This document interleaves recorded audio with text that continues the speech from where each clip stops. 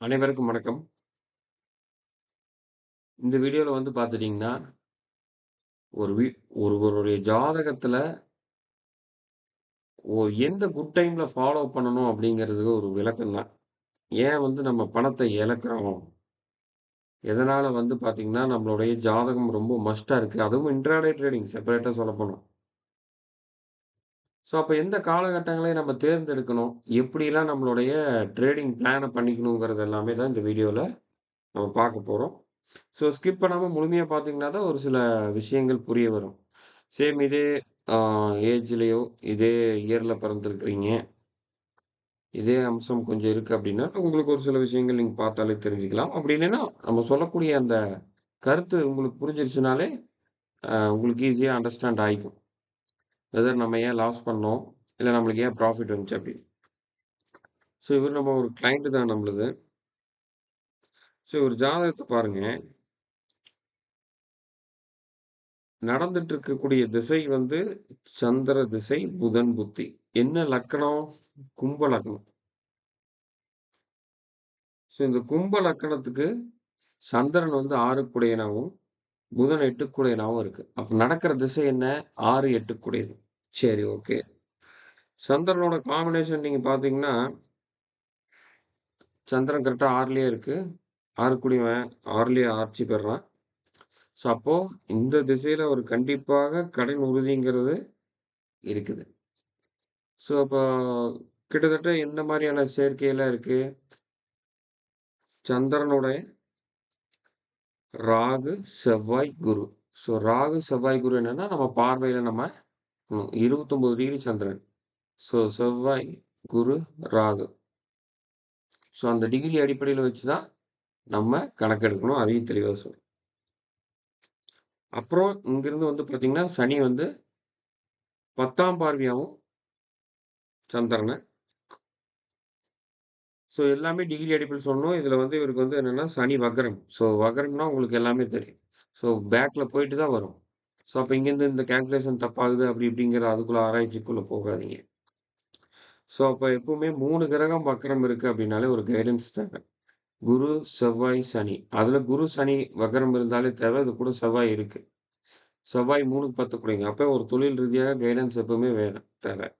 அதனால தான் 2க்கும் ஒரு கிரகம் ஓகே. அதுக்கு மேல வக்ரம் இருந்தாலே ஒரு கைடன்ஸ். யாரையாவது ஒரு நம்ம குருநாதர், வெல்விஷர் இல்லைன்னா ஒரு கன்சல்டேஷன் அந்த மாரி பண்ணிக்கிறது சாலச் சிறந்தது.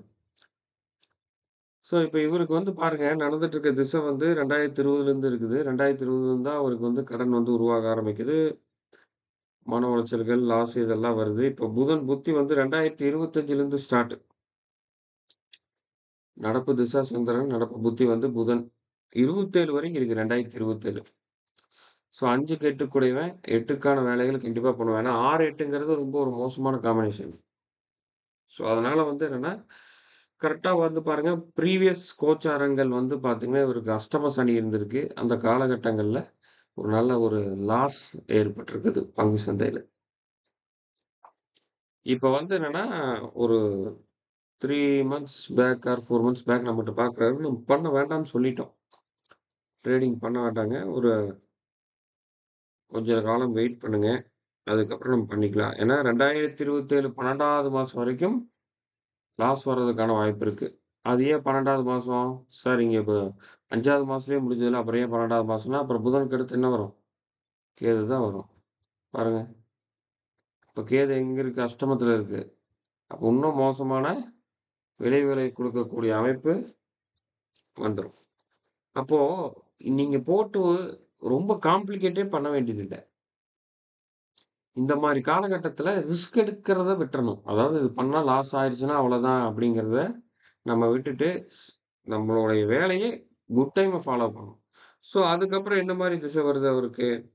சுக்கிர திசை வருது. இப்போ சுக்கிர திசை 7 8ஆம் பாவத்துலலாம் நல்லா பாருங்க 7ஆம் பாவம். 8ஆம் பாவம் ஆரம்பிக்கிறது இங்க. ஸோ அப்ப அந்த சுக்கிர இதுலேருந்து வந்து பார்த்தீங்கன்னா, நம்ம ஸ்லோவா அப்படியே நம்ம வந்து என்னன்னா ஸ்டார்ட் பண்ண ஆரம்பிக்கலாம். அதுவும் பெரிய அளவுல நம்ம வந்து என்ட்ரி எடுத்து சக்சஸ் பண்ணக்கூடாது. கம்மியா தான் பண்ணணும். ஏன்னா சுக்கிரன், கேது.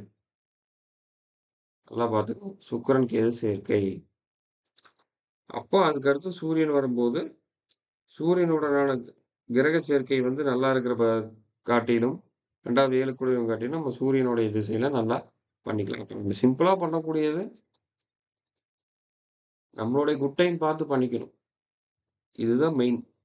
ஸோ எல்லா ஜாதகத்தும் அதாவது நீங்க எப்பேர்ப்பட்ட ஆளா எடுத்துட்டாலும் ஒரு ஒரு சில காலகட்டங்கள் அவங்களுக்கு டைம் சரியில்லாதப்ப லாஸ் தான் ஆகும். பட் அதுக்கு அவங்க ரீசன் வெவ்வேறையே சொல்லலாம். பட் இதுதான் உண்மை. உங்களுடைய ஜாதகத்துல இது மோசம்னா விட்டுருங்க. நல்ல டைம பார்த்துட்டு பண்ணுங்க. அதுலயும் எஸ்பெஷலி பார்த்துட்டு நான் சொல்லக்கூடிய இப்ப இவரு வந்து லாங் டெர்ம் எடுக்கிறாருன்னா ப்ராப்ளமே இல்ல. ஏன் லாங் டெர்ம் இன்வெஸ்ட்மென்ட்ல எல்லாம் சக்சஸ் ஆகுதுன்னா, இப்ப இவருக்கு வந்து 2027 டிசம்பர்ன்னு வச்சுக்கங்க. அவர் ஒரு 3 வருஷத்துக்கு ஒரு ஸ்டாக் வாங்கி போடுறாருன்னா, அது இப்ப அவர பாதிக்காது. மேபி இந்த ஒரு 6 மாசம் டவுன்ல இருக்கலாம்.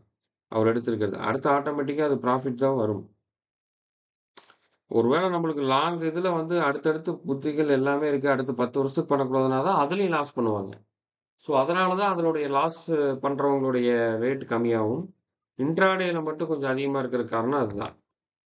அப்ப நம்ம என்னன்னா, முதல்ல ஹோல் இதான் நல்லா இருக்கான்னு பார்க்கணும். அதுக்கப்புறம் இந்த மாதத்துல எந்த அன்னைக்கு பண்ணலாம், பண்ணக்கூடாதுங்கிறத நம்ம எடுத்து அதுக்கு ஏத்த மாரி பண்ணிக்கிறது தான் ரொம்ப, ரொம்ப முக்கியமான ஒரு விஷயம். ஸோ அப்ப என்னன்னா, உங்க ஜாதகத்த பாருங்க.